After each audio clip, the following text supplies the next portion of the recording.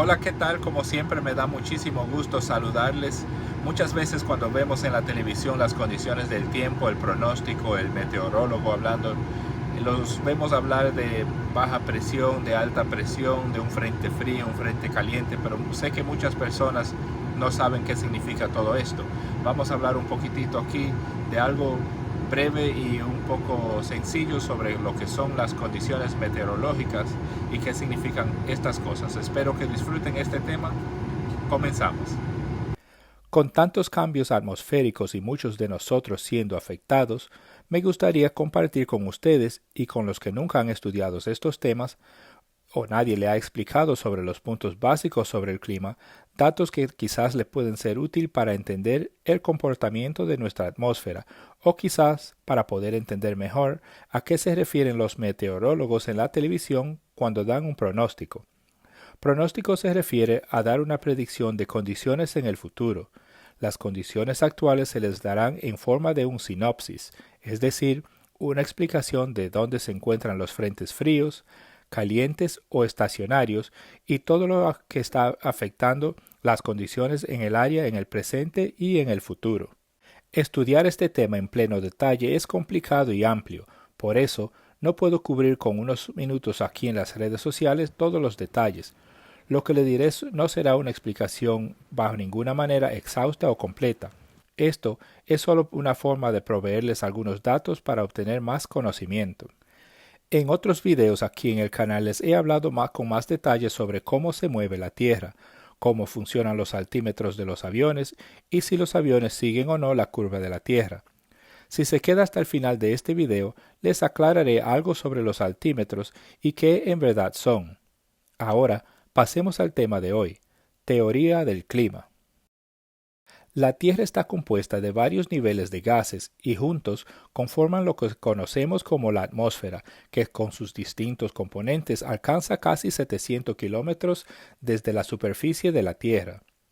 Así como el agua es un fluido, la atmósfera también lo es, pero como no se puede ver el aire invisible, no podemos ver sus movimientos que consisten en remolinos, torbellinos, aires que suben y bajan y olas que se desplazan por largas distancias. La mayoría de los cambios climáticos suceden a una altura de 48.000 pies o menos, es decir, el nivel más bajo de la atmósfera en donde vivimos. Esto viene siendo unas 9 millas de altura o 14.5 kilómetros o menos. No cubriremos en detalles los distintos niveles, pero algo que se conoce como estándar es tener un punto de referencia de temperatura de donde se harán todas las medidas.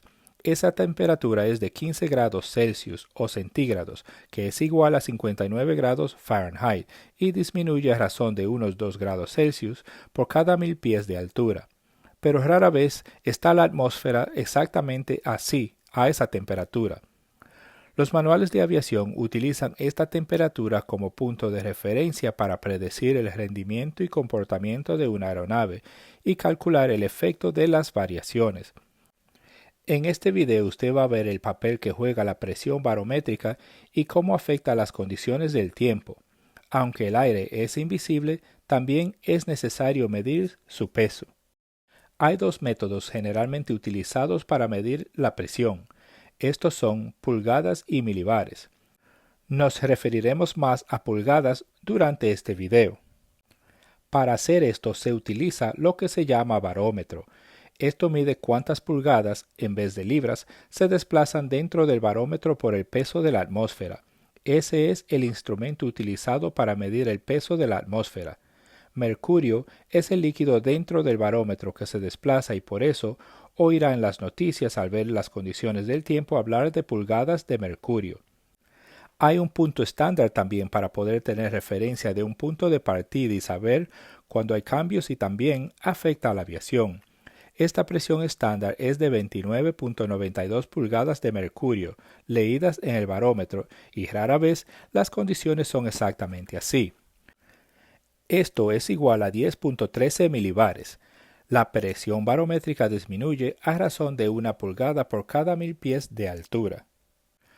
Muchas veces solo nos interesa saber si va a llover, si va a estar frío o caliente y así decidir qué vestir. vamos a ver cómo es que las diferentes corrientes de aire definen lo que va a suceder a su alrededor. La rotación de la Tierra tiene un gran efecto en esto.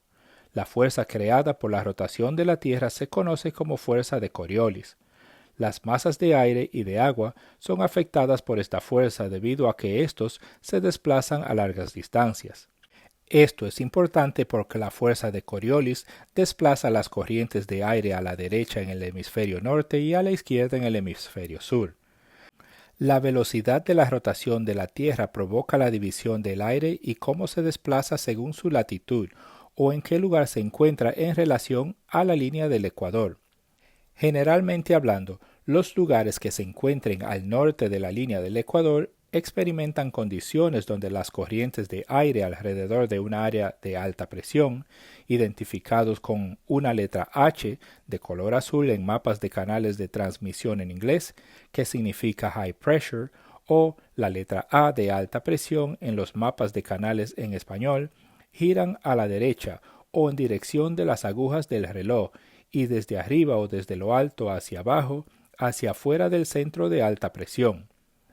Las condiciones de alta presión son anticiclónicas y están relacionadas con condiciones del tiempo agradables y sin tormentas. Las zonas de baja presión son identificadas en los mapas de canales de habla inglés con la letra L de color rojo y significa low pressure, o la letra B en español, que es baja presión, y son ciclónicas y por lo tanto giran desde afuera hacia el centro, en dirección contraria a las agujas del reloj, hacia arriba y alimentan las tormentas causando que se intensifiquen mientras la atmósfera lo permita. Por eso usted verá que la presión en los ciclones es bastante baja y con los vientos del este a oeste en las zonas al norte de la baja presión y del oeste hacia el este, al sur de la baja presión. Aquí pueden entender el impacto de las olas en las costas en un ciclón. El viento arrastra las olas hacia adentro o afuera de la costa, causando inundaciones, dependiendo de su ubicación en relación a la baja presión. Lo mismo sucede en las zonas donde el viento corre de sur a norte y de norte a sur, en las zonas este y oeste de la baja presión. En las zonas este y noreste es donde se concentra la mayor cantidad de precipitación alrededor de una zona de baja presión.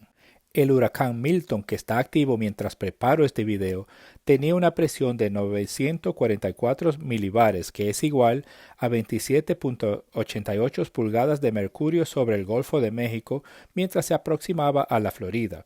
Eso significa que era una tormenta increíblemente poderosa.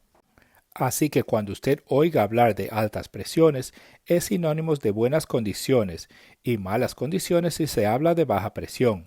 Claro, no vivimos en un mundo perfecto y no toda alta presión significa condiciones estelares, ni toda baja presión es automáticamente mal tiempo, pero es generalmente lo que sucede.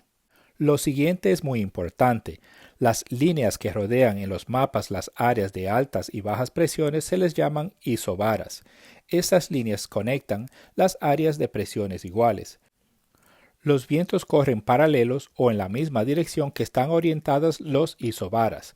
¿Se acuerdan que les mencioné que el aire corre en dirección del reloj en altas presiones y en contra del reloj en las bajas presiones? Aquí pueden imaginar en qué dirección se mueven los vientos. La distancia entre una línea y la otra se llama gradiente de presión, que en verdad es una fricción. Mientras más cerca están una línea de la otra, más fuerte es el gradiente o la fricción y esto causa vientos muy fuertes. Los que viven en Estados Unidos verán que después que pasa un mal tiempo que trajo mucha lluvia o mucha nieve, al día siguiente y durante varios días tendrán vientos muy fuertes. Esto es el gradiente entre el área de baja presión que se retira y la alta presión que se aproxima para reemplazarlo. Ahora hablemos de las masas de aire. La estabilidad de la atmósfera depende de su capacidad de resistir el movimiento vertical. Si está estable, hace más difícil el movimiento vertical y conduce a buenas condiciones.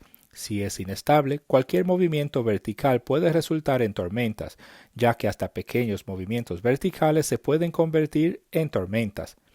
Qué tan rápido el aire se enfría al ascender determina la estabilidad de la atmósfera. Al ascender, el aire se expande y se enfría. Al descender, el aire se calienta y se comprime. A esto se le llama enfriamiento y calentamiento adiabático. La combinación de humedad y temperatura determina el clima resultante. El aire seco y frío resulta en un buen tiempo. El aire húmedo y caliente resulta en mal tiempo. Por cada 11 grados de aumento en la temperatura ambiental, la capacidad de humedad en la atmósfera se duplica. La temperatura debe bajar mientras las alturas se aumentan. Una inversión sucede cuando la temperatura aumenta en vez de bajar con las alturas.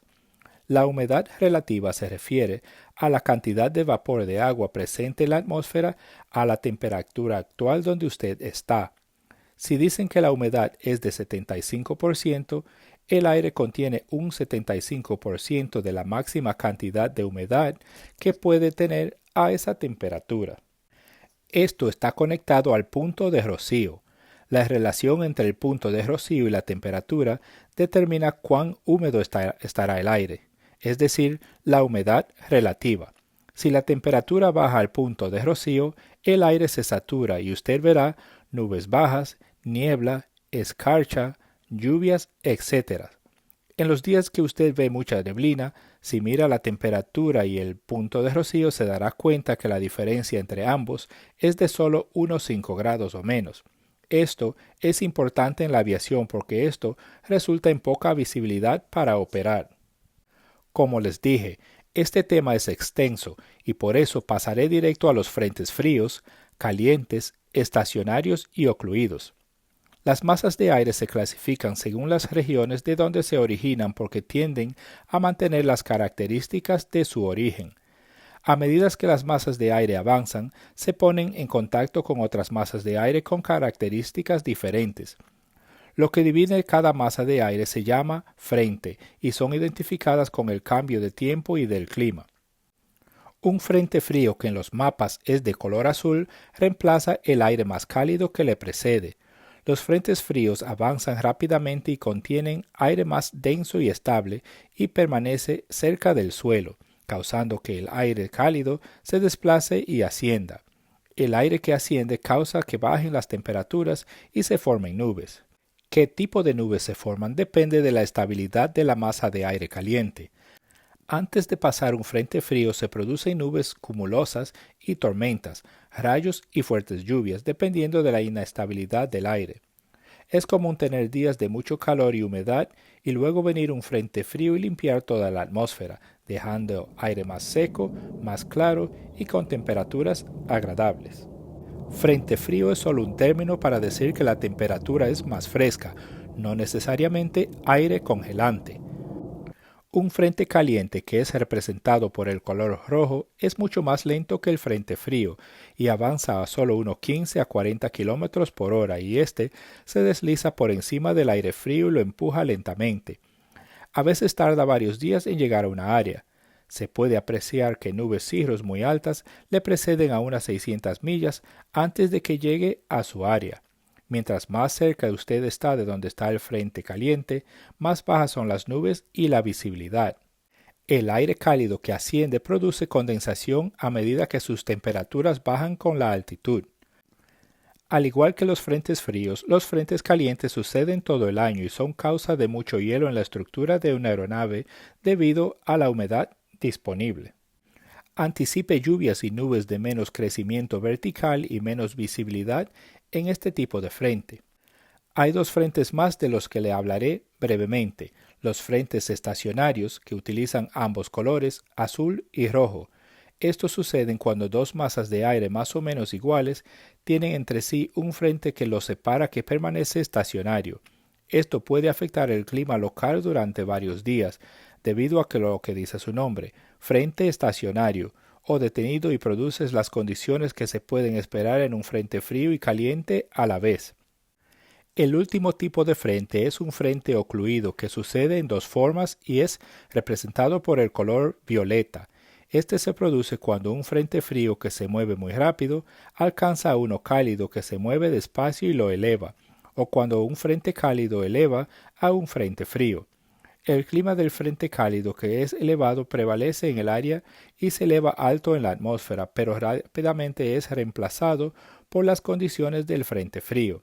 Si es el aire relativamente estable, se producirán una mezcla de ambas características, frío y caliente. Si es el aire cálido que eleva el aire frío, resultará en condiciones más severas.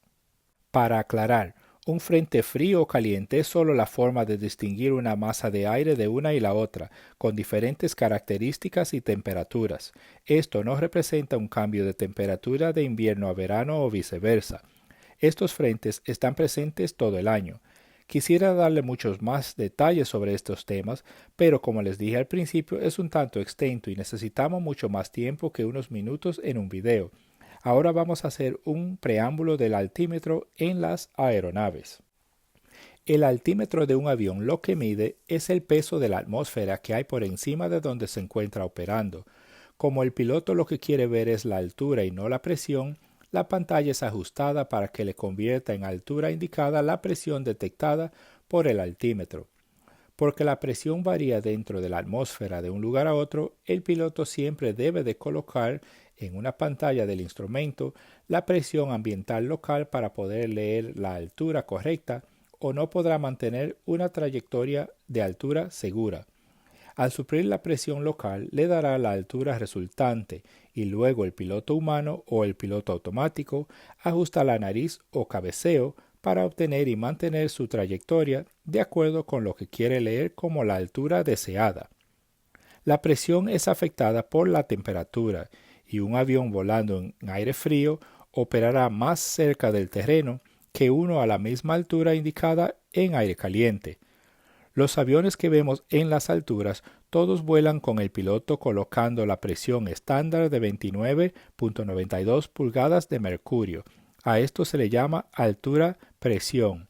Todos en estas alturas siempre mantendrán una altura que se conforma a los cambios de la atmósfera local e indicar la altura deseada. Debido al increíble tamaño de la Tierra, los cambios son bastante sutiles y es por eso por lo que el cerebro humano nunca podrá detectar con sus sentidos cuando la aeronave ajusta su posición para seguir la curva de la Tierra y mantener la altura según la presión cambia a lo largo de una ruta. Por ejemplo, si en un lugar la presión sube de 29.92 a 29.95, significa que la presión subió en ese lugar 0.03 pulgadas. Es decir, más aire encima. Esto pondría la nave un tantito más bajo, unos 3 pies, y el avión corrige para seguir la masa de aire de 29.92 pulgadas, y para hacerlo debe de subir. ¿Cree usted que podría percibir con sus sentidos un cambio de 3 pies de altura estando a 35.000 pies? No creo. Lo contrario también es cierto. Si la presión baja de 29.92 a 29.89, coloca más alto el avión. Menos aire arriba y es necesario descender un tantito no detectable por el ser humano. La altura que resulte al ajustar es solo para seguir la masa de aire que pesa 29.92 pulgadas de mercurio a lo largo del globo terráqueo. Esto significa que la distancia real sobre el terreno y el mar no será siempre la misma aun cuando el altímetro dice 35.000 pies. A veces está más alto y a veces está más bajo dependiendo del efecto de la atmósfera, pero seguirá la masa de 29.92 pulgadas sin importar cuál es la altura real y como otros aviones hacen lo mismo, no afecta la seguridad. A pocas alturas, estos efectos sí deben de tomarse en cuenta con más cuidado, y es por eso que deben de utilizar la presión ambiental local en ese momento. La temperatura es más importante a bajas alturas debido a que su aproximación al terreno es más pronunciada. Debido a esos efectos, hay aterrizajes que no podemos hacer cuando las temperaturas ambientales pueden causar que el altímetro lea una altura errónea y pone en riesgo un vuelo. Espero que hayan aprendido algo nuevo en este día si no lo conocían. Ha sido un placer compartir con ustedes. Gracias por sus comentarios y saludos. Nos vemos en la próxima. Bye bye.